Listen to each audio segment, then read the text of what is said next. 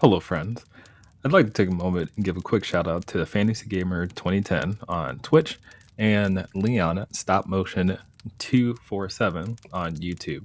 I don't think I would have made this video if it wasn't for one, the recommendation from Fantasy Gamer 2010, and then two, of course, the push from Leon for me to start editing. So, this is how I would survive my first week in Project Zomboid.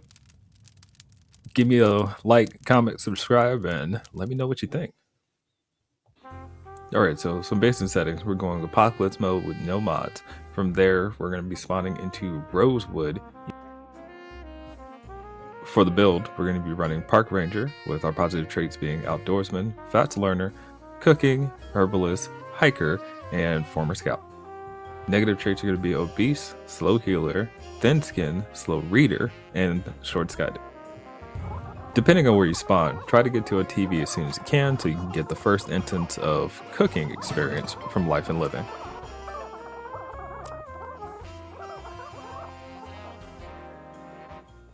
As a park ranger, I tend to loot the kitchen first. Weapons or food are basics, but I do have essentials I'd like to highlight. Bowls are the most versatile cooking item in game. It can be used to make salads, fruit salads, and pancakes. A can opener, which is self-explanatory, a mug, a tumbler, or water bottle. If you can't find one of these items, the bowl can be used to carry water.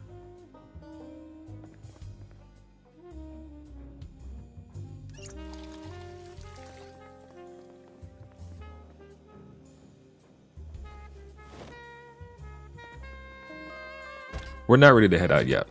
We need to look for some basic tools that will enable us to build and disassemble items while we're out in the world of Project Zomboid.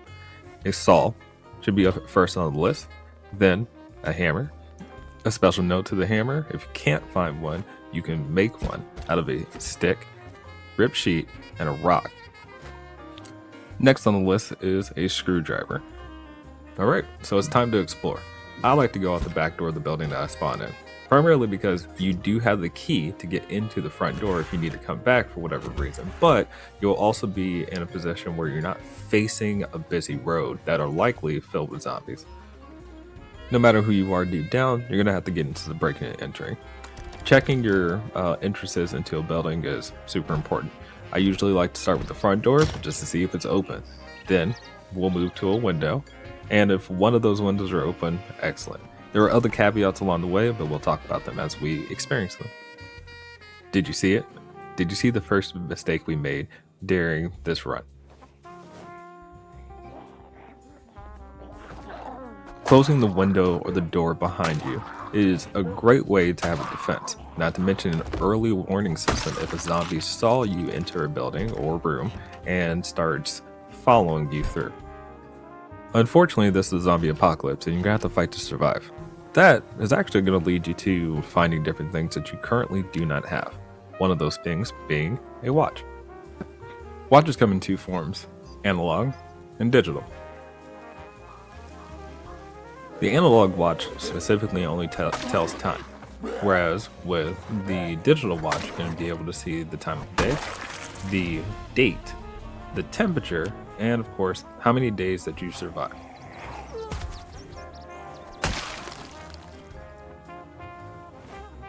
I'd like to take a moment and note the fact that you should lean into your character's strengths. My character, with the build that we have, has focused very much into foraging. So building my foraging skill, 1, is going to help, 2, give me food, 3, give me items such as sticks that can be turned into spears for weapons.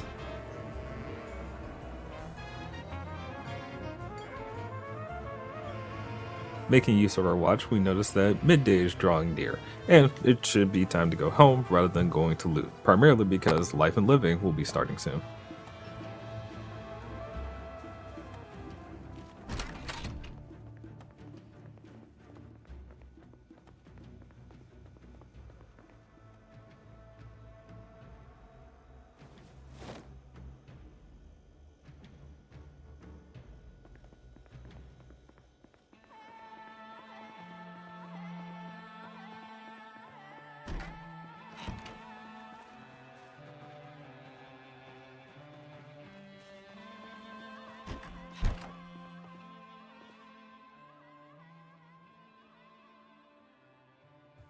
Life and living at noon is agreed throughout the community to be the most useful time of day to catch the show, primarily because this will increase your carpeting skill.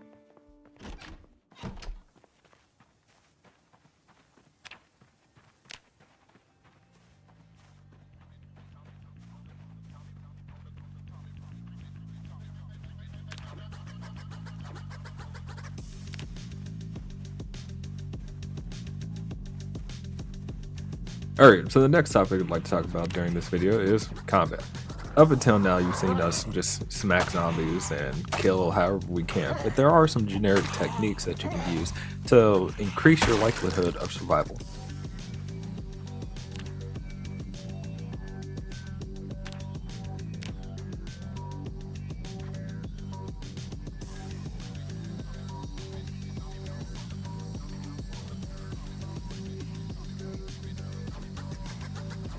Fighting more than one zombie, do your best to maneuver around them to create the conga line. If you can get zombies to line up to take their smacks one at a time rather than swarming you, this will increase your likelihood of survival.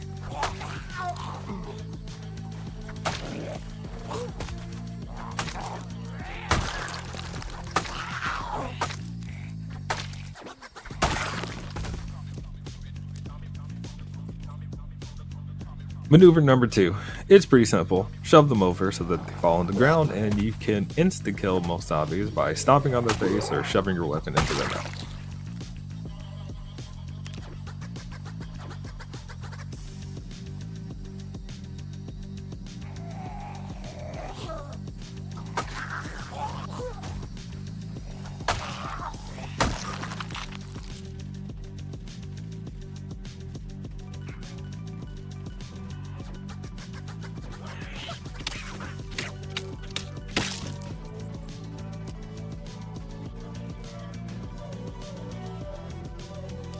Bonus tip, zoom out from time to time just to see how many zombies might be in your visual range so you can determine what your next steps are going to be.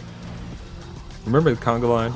A more effective way of using the conga line is to add the shove to the conga line to create a trampling effect. You or other zombies can stand on zombies that have fallen over, so that way they're taken out of combat. Maybe not dead, but they can't do anything while somebody's sitting on top of them.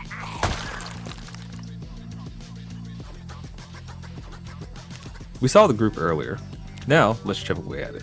Getting used to the sight line and sight distance of zombies will help you effectively pull 1, 2, or 3 out of a group or horde, so that way you can whittle it down without fighting the entire group at the same time. Not confident you can take a group of 3, 4, and 5? Get yourself aligned to a fence and put your back to it. Zombies will always jump over the fence, not attack you through the fence, in order to get to you.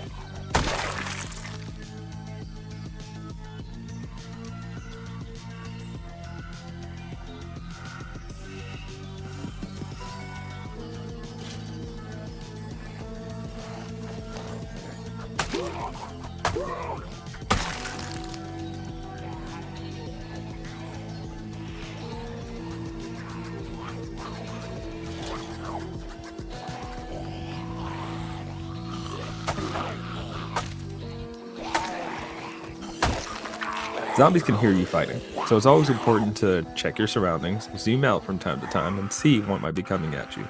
Know when to run. It is better to run and live another day than to fight and be an idiot.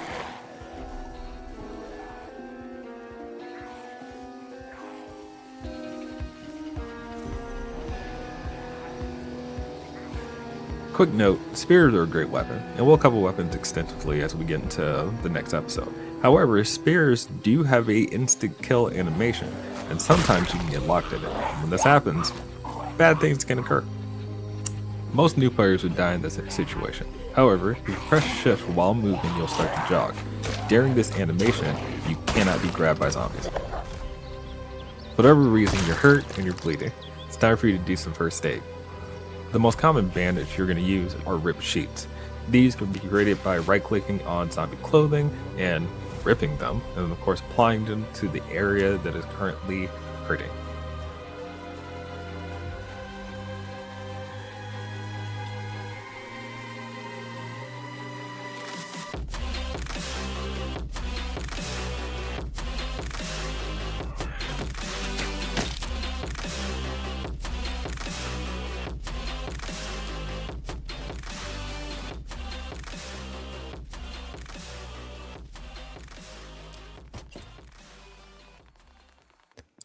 Take note that any bloody bandages or rags that you have can be cleaned so they can be used again.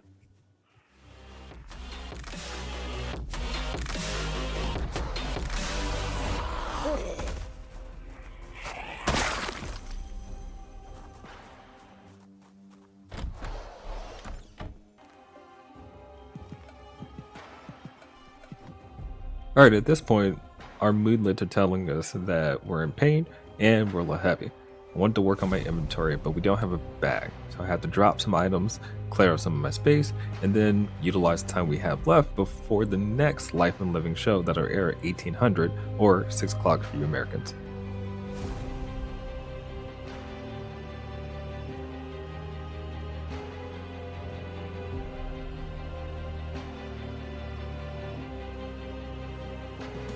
One thing I really like about Project Zomboid is it offers role-playing elements that a lot of other games don't have. You can build a story and come up with one. For example, this is my neighbor's house, Dustin, with his wife, Christine, and let's say his daughter, Jennifer. And Jennifer likes to leave her window unlocked when we used to date. Jennifer? Jen, are you here? God, I knew she had my comic book stone. Kill her. Hey, Christine. How you doing over there? Oh, zombie. Never liked her anyway. Dustin, is that you, buddy? Or is it Jen? Jennifer. Dustin. Come out.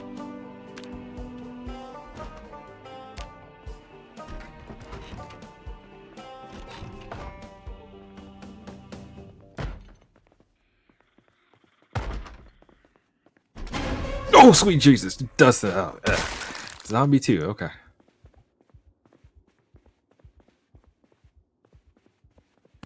Alright, so playing aside, we're gonna have to accept the fact that everyone is a zombie and you're the last survivor. All the ambient noises that you're gonna hear in the background, screams, gunfire, etc., is just the reaction of Schrodinger's cat, right? The idea is, hey, maybe somebody's alive, maybe they're not. You'll never know until you reach that location. The problem is they're always dead when you get there.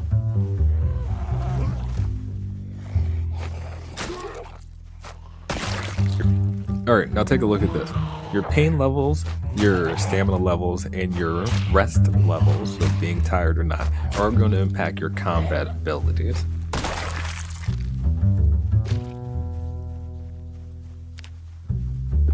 Taking cues from our last combat engagement, I want to avoid any more combat, and that guy over there looks like he's going to want to take a bite out of me, so let's go in full avoidance mode. We will catch Life and Living at 1800, and then from there, we'll head on home.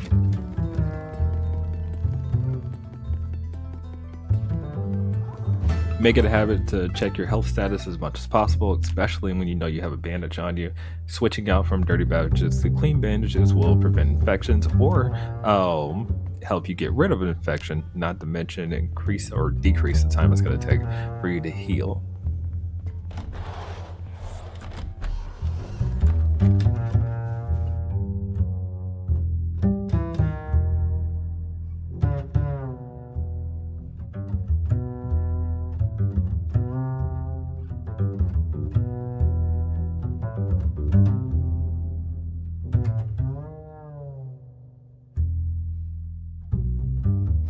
If you haven't noticed, we have a limp, and I want to apply some advanced first aid techniques to get rid of this injury as soon as possible.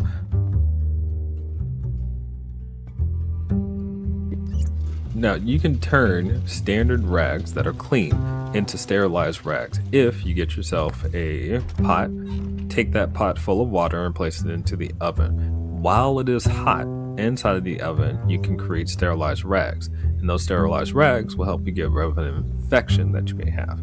Infections only increase the pain level associated with the wound, not necessarily the healing rate, but pain does impact your damage output.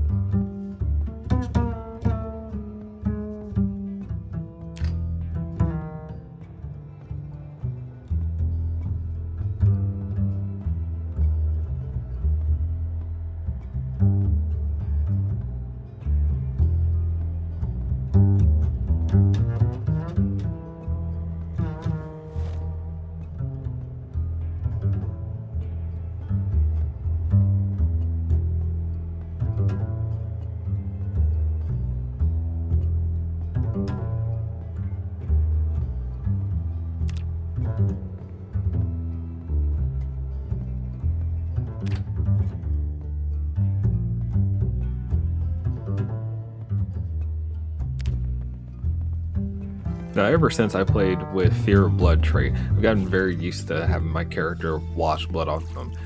I enjoy the aesthetic of not being covered in blood and looking like an axe murderer, but at the same time, again, at this point, I'm just in a routine of it. So it's not a necessity, but it is something that you can do. Any water source that has enough water to clean your person and or your clothes will have that option.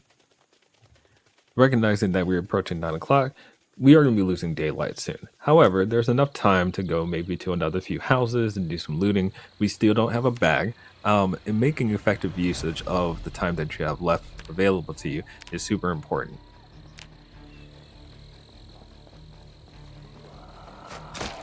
All right, let's put it all together. We're going to display our combat skills, maneuver around, do our best to either create the conga line or the trample technique.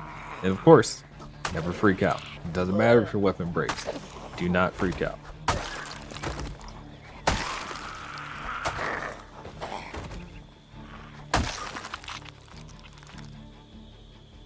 It is possible to repair items that break, such as the umbrella, for example. The crafting spears don't get repaired, so it's good to just drop those and again, continue to manage your weight.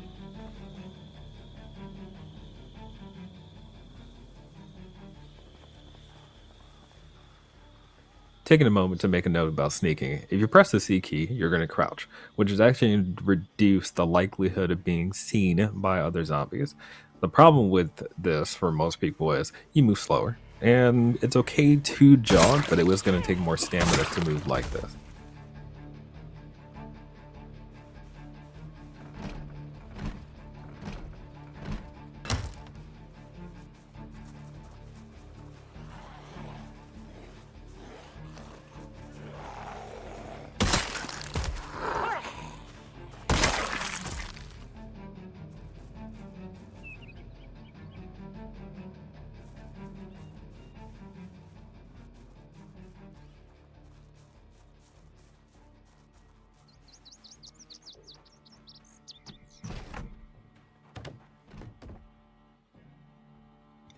Because we're looking dead at a bookshelf right now, I'd like to make mention to this. Always check bookcases. They will have skill books inside of them that will help you get multipliers to XP gains within that skill category.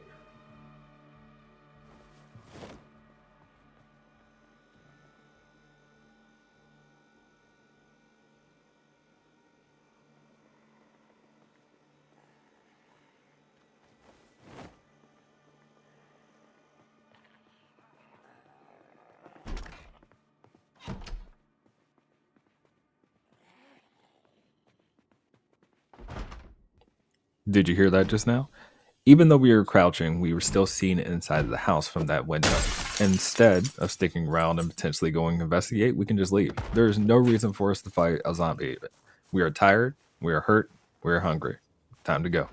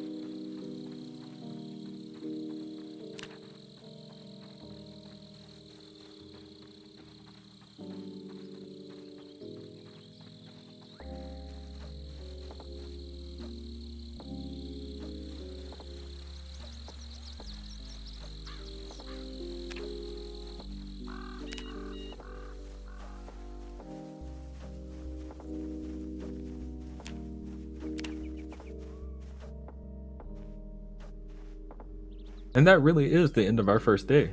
We have survived, we've thrived. Our starting location actually has turned into our base for now, and that's okay. We do have a lamp still. We're going to be nursing that wound, and hopefully, when we wake up in the morning, we can fix that. Close up our doors, close the windows, because the window curtains do reduce or remove zombie visibility. After doing so, we do have a level of safety. That doesn't mean wandering zombies still couldn't get caught on the window and break it down. However, it's much less likely. I'm going to set my alarm so we can be up at 5:50 in the morning and catch the Life and Lending show from now on for the cooking portion of it, and call it a day.